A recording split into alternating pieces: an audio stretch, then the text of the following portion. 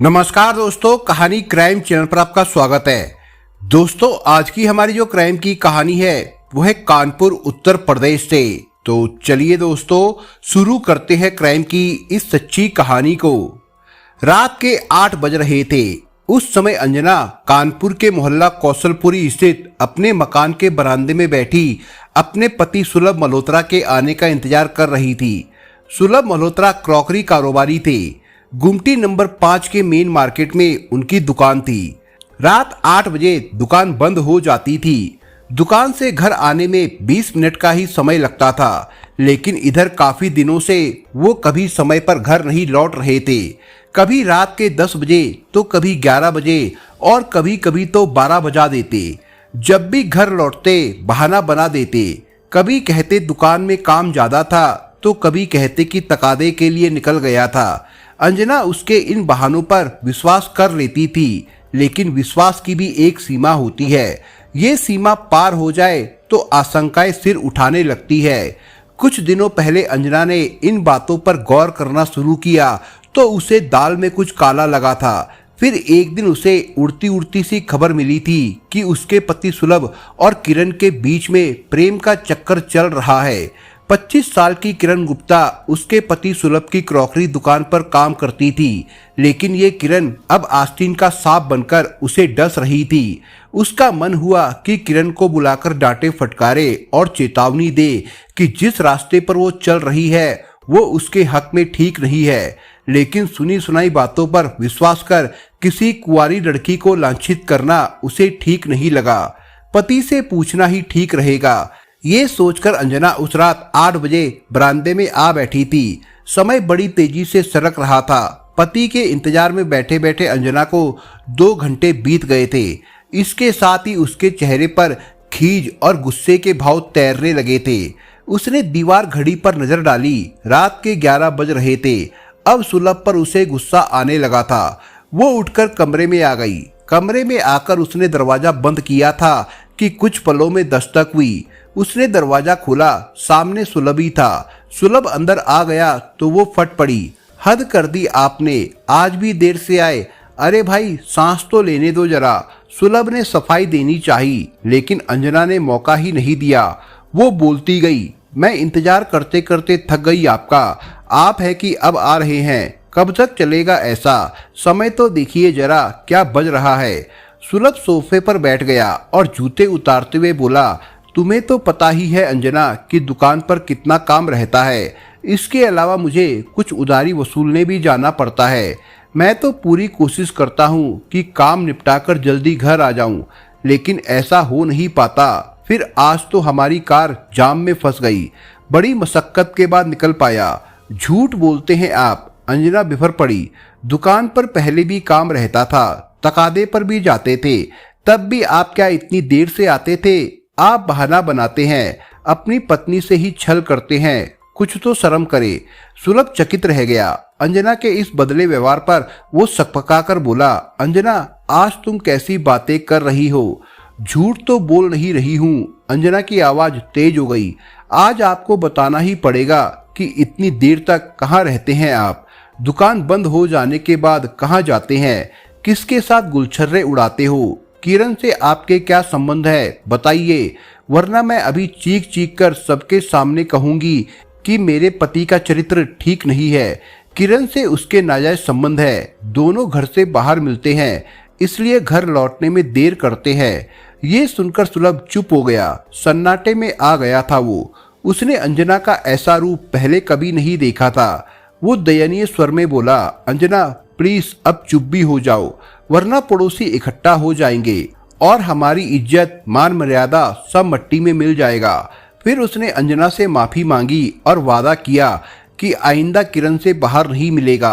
अंजना ने उसे माफ कर दिया, ये सोचकर कि पति कैसा भी हो, है तो अपना ही, उसे सुधरने का मौका मिलना ही चाहिए। उत्तर प्रदेश के कानपुर महानगर के नजीराबाद थाना अंतर्गत एक मोहल्ला है कौशलपुरी। पंजाबी बाहुल्य मोहल्ले में ज्यादातर धनवान कारोबारियों के मकान हैं। इसी कौशलपुरी मोहल्ले में बिहारी लाल मल्होत्रा सब परिवार रहते थे। उनके परिवार में पत्नी पूनम के अलावा बेटा सुलभ तथा बेटी पूजा थी। पूजा की शादी वो विक्रम कपूर के साथ कर चुके थे। वो पति के साथ दिल्ली में रहती थी। बिहारी लाल मल्होत्रा चर्चित क्रॉकरी कारोबारी थे। गुमटी नंबर 5 के मेन मार्केट में उनकी मल्होत्रा क्रॉकरी के नाम से दुकान थी। क्रॉकरी का कारोबार वो स्वयं तथा उनका बेटा सुलभ संभालता था। बिहारी लाल की आर्थिक स्थिति मजबूत थी। कौशलपुरी में उनका निजी आलीशान मकान था। उनके पास कार भी थी जिसे सुलभ ड्राइव करता था। व्यापारी वर्ग में उनकी अच्छी खासी पहचान थी। सुलभ कारोबार संभालने लगा तो बिहारी लाल को उसकी शादी की चिंता सताने लगी। वो अपनी बिरादरी की पढ़ी लिखी लड़की से उसकी शादी करना चाहते थे। वो कई लड़कियां देख भी चुके थे, लेकिन सुलभ शादी को राजी नहीं हुआ। इन्हीं दिनों एक रोज मॉल में सामान खरीदते समय सुलभ की मुलाकात एक खूबसूरत लड़की अंजना भदौरिया से हुई। वो भी मॉल में सामान खरीदने आई थी। पहली ही मुलाकात में दोनों एक दूसरे के प्रति आकर्षित हुए। दोनों में बातचीत हुई। फिर दोनों ने एक दूसरे को अपना मोबाइल फोन नंबर दे दिया।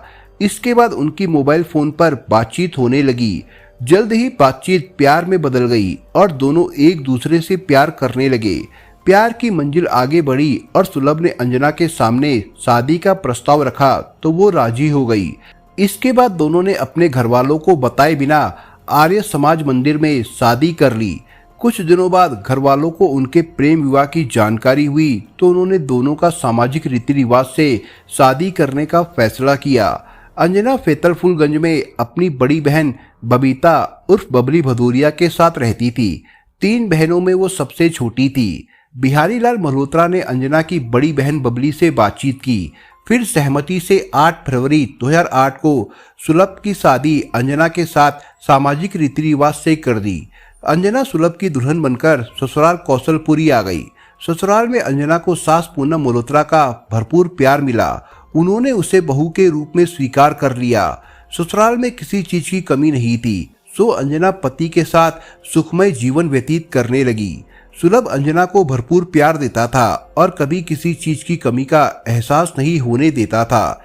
व्यापारिक बंदी के दिन वो अंजना को अपनी कार से सैर सपाटे पर भी ले जाया करता था। शादी के 1 साल बाद अंजना ने एक बेटे को जन्म दिया जिसका नाम उसने अयान रखा। बेटे के जन्म से पूरे परिवार में खुशियां छा गई। सास पूनम भी खुश थी और ससुर बिहारी लाल भी। अयान का जन्मदिन हर साल बड़ी ही धूमधाम से मनाया जाता था। इसमें नाते रिश्तेदारों को भी बुलाया जाता था। अयान के जन्म के 5 साल बाद अंजना ने दूसरे बेटे को जन्म दिया। इसका नाम उसने नब रखा। नब के जन्म से मल्होत्रा परिवार की खुशियां और भी बढ़ गई। शादी के बाद 10-12 साल तो बड़े आराम से बीते।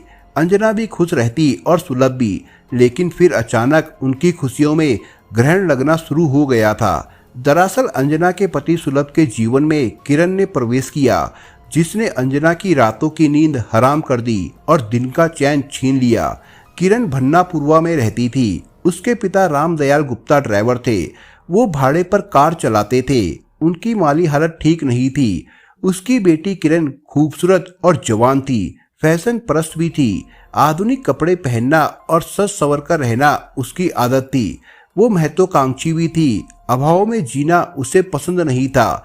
किरण इंटरमीडिएट की परीक्षा पास कर चुकी थी और अपनी जरूरतों को पूरा करने के लिए नौकरी की तलाश में जुटी थी। जनवरी 2020 में एक दिन उसकी नज़र अखबार में छपे इश्तिहार पर पड़ी, जिसमें लिखा था मल्होत्रा क्रॉकरी शॉप गुमटी नंबर 5 में एक महिला सेल्स वर्कर चाहिए। इश्तिहार पढ़कर किरण सज धज कर मल्होत्रा क्रॉकरी शॉप पहुंच गई। उस समय वहां कुछ अन्य महिलाएं भी मौजूद थी। इनमें से शॉप मालिक सुलभ मल्होत्रा ने किरण गुप्ता को नौकरी पर रख लिया। इसके बाद किरण गुप्ता रोजाना समय से सुलभ मल्होत्रा की क्रॉकरी शॉप पर काम पर जाने लगी। वो मन लगाकर काम करती थी। सुलभ ने एहसास किया कि किरण दुकान में काम करने वाले अन्य कर्मचारियों से अलग है। वो काम पर बहुत ध्यान देती है। किरण को वहां काम करते करते 1 महीना हो गया था। जिस दिन उसे तनख्वाह मिली, खुशी का ठिकाना नहीं था उसकी, क्योंकि वो उसकी पहली तनख्वाह जो थी। छुट्टी के बाद वो शॉप से बाहर निकली और अपने घर की राह पकड़ ली। किरण अपने घर की तरफ जा ही रही थी कि तभी सुलभ की कार उसके पास आकर रुकी। उसने देखा वो उसके मालिक सुलभ की कार थी। इसके पहले कि वो कुछ समझ पाती, सुलभ ने कार का दरवाजा खोलते हुए कहा, बैठो, मैं भी इधर जा रहा हूँ। तुम्हें घर के पास छोड़ दूंगा। किरण चुपचाप कार में बैठ गई। वो हैरान थी, उसने कभी सोचा भी नहीं था कि शॉप मालिक उसे अपनी कार में लिफ्ट दे सकता है। सुलभ ने उसे उसके घर के कुछ ही दूरी पर छोड़ दिया। किरण तेजी से घर की ओर चली गई। अगले दिन किरण दुगने उत्साह के साथ काम पर गई। शॉप पहुंचते ही वो अपने काम में जुट गई। कुछ देर बाद सुलभ ने किरण को अपने पास बुलाया और कुछ इधर उधर की बात करने के बाद बोला, किरण मैं चाहता हूँ कि आज तुम मेरे साथ डिनर पर चलो। आपके साथ डिनर? किरण चौंकते हुए बोली, कहाँ? किसी अच्छे होटल में चलेंगे। देखो किरण, मुझे कंपनी की जरूरत है। मैं चाहता हूँ कि तुम मेरे साथ खाना खाओ। किरण कुछ समझ नहीं पा रही थी कि मालिक उस पर इतना मेहरबान क्यों है, पर वो उसे मना भी नहीं कर पाई।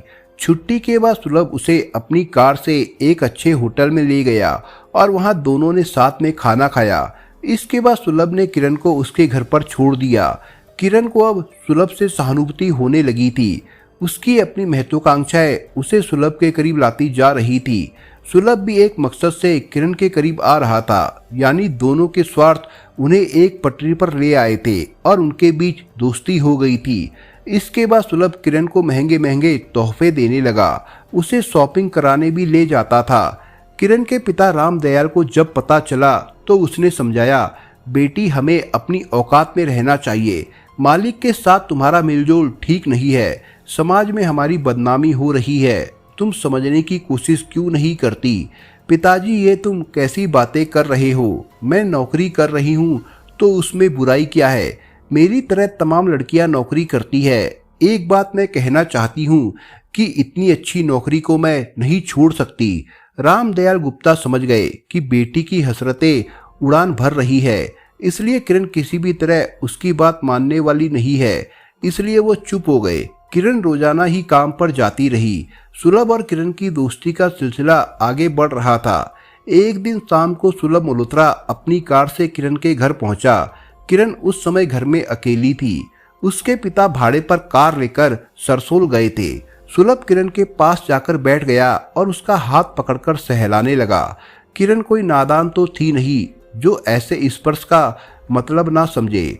उसका दिल तेजी से धड़कने लगा। तभी सुलभ ने कहा, किरण मैं तुमसे प्यार करने लगा हूँ और तुम्हें अपना साथी बनाना चाहता हूँ। किरण ने गहरी नजरों से देखा और बोली, आप शादीशुदा और 2 बच्चों के पिता है। जानता हूँ, लेकिन इससे क्या होता है? हर आदमी की अपनी जिंदगी होती है और अपनी ख्वाहिशें। अपने सुख के लिए कोई कुछ भी कर सकता है। हम तुम्हें वो हर सुख व खुशी देंगे जिसकी तुम्हें ख्वाहिश है। किरण को लगा कि जीवन में जो सहज रूप से मिल रहा है उसे हासिल कर लेना चाहिए। अभावों की गर्दिश में वो जीना भी नहीं चाहती थी, इसलिए वो मर्यादा की सीमा लांघ गई और सुलभ के आगोश में समा गई। अवैध रिश्ता एक बार बना तो फिर बढ़ता ही गया। किरण के पिता इस रिश्ते का विरोध ना करे सो वो उसकी भरपूर आर्थिक सहायता करने लगा।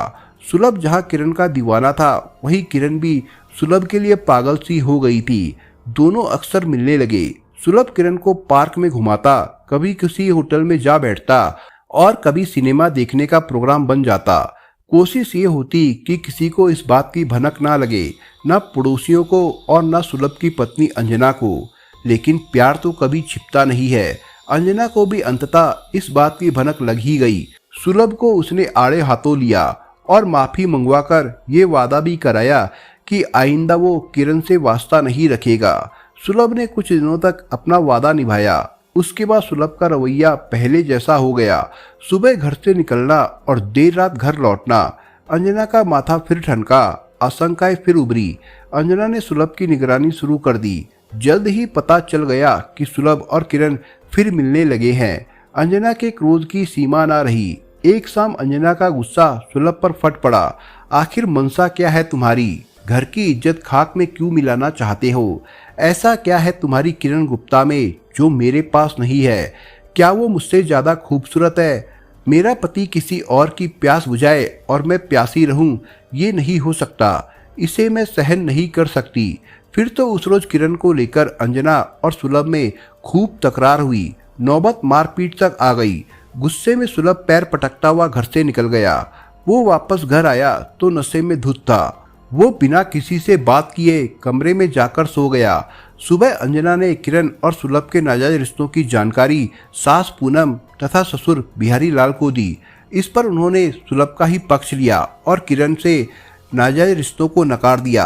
सास ससुर ने साथ नहीं दिया तो अंजना ने अपनी बड़ी बहन बबली से अपनी व्यथा बताई। बबली ने बहन का दर्द समझकर सुलभ को समझाने का प्रयास किया, लेकिन सुलभ ने अपना रवैया नहीं बदला।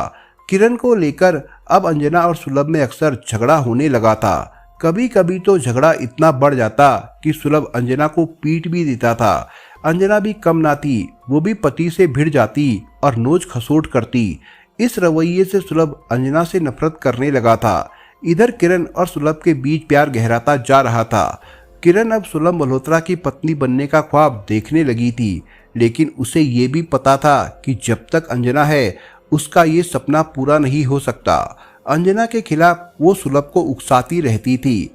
27 दिसंबर 2021 की सुबह 10 बजे सुलभ मल्होत्रा थाना नजीराबाद पहुंचा। उस समय थाने में थाना प्रभारी संतोष कुमार सिंह मौजूद थे। चूंकि सुलभ मल्होत्रा की थाने में पैठ थी, इसलिए देखते ही थाना प्रभारी बोले, आइए मल्होत्रा साहब बैठिए, कैसे आना हुआ?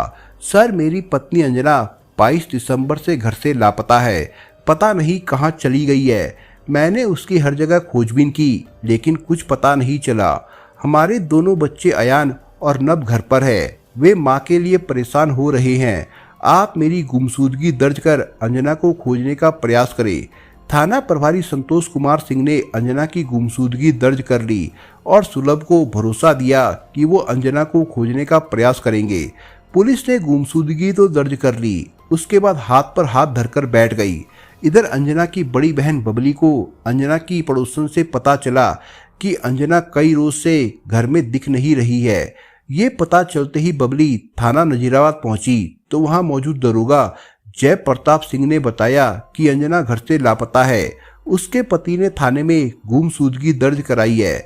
बबली ने आरोप लगाया कि वो खुद गायब नहीं हुई है, बल्कि ससुराल वालों ने उसे गायब किया है। संभव है कि उसके साथ कोई अनहोनी हुई है। आप ससुराल वालों के खिलाफ उत्पीड़न की रिपोर्ट दर्ज करें। ऐसा ही जय प्रताप सुलभ मल्होत्रा का खास था। वो उसके साथ होटल में बैठकर खाता पीता था, इसलिए बबली द्वारा रिपोर्ट दर्ज कराने की बात सुनकर वो भड़क गया। मल्होत्रा की पत्नी अंजना को तुम ही लोगों ने गायब किया है, उसे थाने लेकर आओ वरना तुम सबको जेल भेजूंगा। एसआई की बात सुनकर बबली सन्न रह गई। पुलिस ने उसकी रिपोर्ट दर्ज नहीं की। वो पुलिस अधिकारियों के पास भी गुहार लगाने गई, लेकिन कोई सुनवाई नहीं हुई। आखिरकार वो वापस घर आ गई। बहन की खोज में वो जी जान से जुटी रही। इधर 7 जनवरी 2022 को पनकी नहर में कुछ लोगों ने एक महिला का नग्न शव उतरता देखा और पुलिस को सूचना दी। पनकी थाना पुलिस ने महिला के शव को नहर से बाहर निकलवाया और शिनाख्त हेतु आस पड़ोस के थानों में वायरलेस से सूचना भेज दी। महिला का शव पनकी नहर में मिलने की सूचना जब नजीराबाद थाना प्रभारी संतोष कुमार सिंह को मिली तो उनका माथा ठनका, क्योंकि उनके थाने में 35 साल की अंजना मल्होत्रा की गुमशुदगी दर्ज थी। उन्होंने शव पाए जाने की सूचना पुलिस अधिकारियों को दी। फिर सहयोगी पुलिस कर्मियों के साथ पनकी नहर पहुंच गए। श्री सिंह ने मौके पर अंजना के मायके व ससुराल के लोगों को भी बुला लिया था। सुलभ मल्होत्रा और उसके माता पिता ने शव को गौर से देखा और कहा कि ये शव अंजना का नहीं है, लेकिन जब बबली ने शव देखा तो वो फूट कर रो पड़ी और बताया कि शव उसकी बहन अंजना का ही है। बबली ने पैर में चोट के निशान, नाक की बनावट और बाल में लगने वाले हेयर कलर से अंजना के शव की पहचान कर ली। सूचना पाकर डीसीपी साउथ रवीना त्यागी तथा जॉइंट सीपी आनंद प्रकाश तिवारी भी मौके पर आ गए थे। उन्होंने भी शव का मुआयना किया। शव 15 दिन पुराना लग रहा था और फूल गया था। चूंकि बबली द्वारा शव की शिनाख्त हो गई थी, अधिकारियों ने जरूरी कार्रवाई कर शव को पोस्टमार्टम के लिए अस्पताल भिजवा दिया। डीसीपी रवीना त्यागी ने मृतका अंजना की बड़ी बहन बबली से पूछताछ की तो उसने बताया कि सुलभ मल्होत्रा के किरण नाम की युवती से अवैध संबंध है। वो उसकी दुकान पर काम करती है। अंजना उनके अवैध संबंधों का विरोध करती थी। उसे शक है कि सुलभ ने ही षड्यंत्र रचकर अंजना की हत्या की है। डीसीपी ने इसके बाद सुलभ को तत्काल हिरासत में लेने और कड़ाई से पूछताछ करने का आदेश थाना प्रभारी संतोष कुमार सिंह को दिया। आदेश पाते ही 9 जनवरी 2022 को उन्होंने सुलभ मल्होत्रा को हिरासत में ले लिया और थाना नजीराबाद ले आए। डीसीपी रवीना त्यागी की मौजूदगी में थाना प्रभारी संतोष कुमार सिंह ने सुलभ मल्होत्रा से अंजना की हत्या के संबंध में पूछताछ शुरू की। साधारण पूछताछ में वो पुलिस को बरगलाता रहा, लेकिन जब सख्ती से पूछताछ की गई तो वो टूट गया। इसके बाद उसने रोंगटे खड़े कर देने वाली दास्तान सुनाई। सुलभ द्वारा पुलिस को दी गई जानकारी के अनुसार सुलभ और दुकान पर काम करने वाली किरण के बीच नाजायज रिश्ता बढ़ गया था, जिसका विरोध अंजना करती थी और उसे बेइज्जत करती थी। 22 दिसंबर 2021 को समय 6 बजे सुलभ और उसका चचेरा भाई ऋषभ आपस में घर में बतिया रहे थे। तभी बड़ा बेटा अयान अंजना से कोल्ड ड्रिंक पीने की जिद करने लगा। सर्दी की बात कहकर अंजना ने मना कर दिया था। अयान तब रोने लगा। इस पर ऋषभ उसे लेकर कोल्ड ड्रिंक पिलाने तथा घुमाने मोती झील की तरफ चला गया। ऋषभ और अयान के जाते ही कोल्ड ड्रिंक पिलाने को लेकर झगड़ा शुरू हो गया। गुस्से में सुलभ ने अंजना की पिटाई कर दी। इसी बीच अंजना किरण को लेकर टीका टिप्पणी करने लगी तो सुलभ फिर से अंजना को पीटने लगा। पिटाई से अंजना खून से लथपथ हो गई। गुस्से में अंजना भी सुलभ से भिड़ गई और उसका कॉलर पकड़ लिया। कॉलर पकड़ते ही सुलभ आपा खो बैठा और उसने अंजना के दुपट्टे से उसका गला घोट दिया। सुलभ ने अंजना की हत्या की जानकारी ऋषभ को दी और शव को ठिकाने लगाने में उसकी सहायता मांगी। इसके बाद सुलभ ने खून से सना अंजना का शव ऋषभ की सहायता से अपनी कार में डाला और रात 10 बजे भन्ना पूर्वा स्थित अपनी प्रेमिका किरण के घर ले गया। घर पर उस समय किरण और उसके पिता रामदयाल मौजूद थे। अंजना का शव देखकर दोनों सकते में आ गए। इसके बाद चारों ने मिलकर रात में पेट्रोल डालकर शव को जलाने का प्रयास किया, लेकिन धुआं उठने से वे घबरा गए। दूसरे रोज रामदयाल तेजाब लाया और शव को जलाने का प्रयास किया, पर असफल रहे। 23 दिसंबर 2021 की शाम रामदयाल भाड़े की कार लाया, क्योंकि सुलभ की अल्टो कार खून से सनी थी। इस अल्टो कार में चारों ने अंजना का शव डाला और रात 10 बजे पांडव नदी में फेंक आए। इसके बाद सबने मिलकर हत्या के सबूत मिटाए। किरण ने अपने घर की धुलाई व पुताई भी करा दी। सुलभ ने भी घर से खून आदि साफ कर दिया। इसके बाद सुलभ ने पुलिस को गुमराह करने के लिए 27 दिसंबर 2021 को अंजना की गुमशुदगी थाने में दर्ज करा दी। सुलभ के बयानों के आधार पर थाना प्रभारी संतोष कुमार सिंह की टीम ने देर रात छापा मारकर सुलभ की प्रेमिका किरण, उसके पिता रामदयाल तथा सुलभ के चचेरे भाई ऋषभ को उनके घरों से गिरफ्तार कर लिया और थाना नजीराबाद ले आए। यहाँ सभी ने अपना जुर्म कबूल कर लिया। सुबह उन चारों को पांडव नदी लाया गया और उनकी निशानदेही पर अंजना के शव की खोज की गई, लेकिन शव बरामद नहीं हुआ। पुलिस को संदेह हुआ कि आरोपी गुमराह कर रहे हैं। अंजना की बहन बबली ने भी कहा कि पनकी नहर में मिला शव उसकी बहन का ही है। आरोपी जमानत पाने को संदेह का लाभ उठाना चाहते थे। इधर हत्या के प्रयास सबूत जुटाने के लिए पुलिस और फॉरेंसिक टीम ने सुलभ के कौशलपुरी स्थित मकान तथा उसकी प्रेमिका किरण के भन्ना पूर्वा स्थित घर की जांच की, तो वहां पर कई जगह पर खून के निशान और बाल मिले। शव जलाने के निशान भी मिले। किरण ने मकान में पुताई भी कराई, लेकिन निशान नहीं मिट सके। इसके साथ ही केमिकल टेस्ट कराने पर सुलभ, किरण व ऋषभ के नाखूनों से खून के धब्बे मिले। शव लाने ले जाने की फुटेज किरण के घर के सामने लगे सीसीटीवी कैमरे में कैद हो गई थी। इस फुटेज को पुलिस ने साक्ष्य के तौर पर सुरक्षित कर लिया।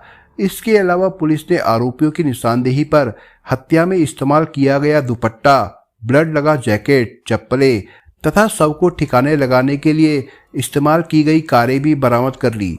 चूंकि आरोपियों ने हत्या का जुर्म कबूल कर लिया था और पुलिस ने हत्या के पर्याप्त साक्ष्य भी जुटा लिए थे, इसलिए थाना प्रभारी संतोष कुमार सिंह ने मृतका अंजना की बहन बबली की तहरीर पर धारा 302, 201 और 120 बी के तहत सुलभ मल्होत्रा, ऋषभ, किरण व रामदयाल के खिलाफ रिपोर्ट दर्ज कर ली तथा उन्हें विधि सम्मत गिरफ्तार कर लिया। 11 जनवरी 2022 को नजीराबाद पुलिस ने हत्या आरोपी सुलभ, ऋषभ, किरण गुप्ता और रामदयाल गुप्ता को कानपुर की कोर्ट में पेश किया, जहां से सभी को जेल भेज दिया गया था। दोस्तों, इस कहानी के बारे में आपके विचार क्या है, हमें कमेंट बॉक्स में जरूर बताएं। और दोस्तों, अगर आपको हमारा काम पसंद आया हो तो वीडियो को लाइक शेयर जरूर करिए। और अगर आपने अभी तक चैनल को सब्सक्राइब नहीं किया हो तो जाने से पहले चैनल को सब्सक्राइब जरूर करिए दोस्तों। धन्यवाद।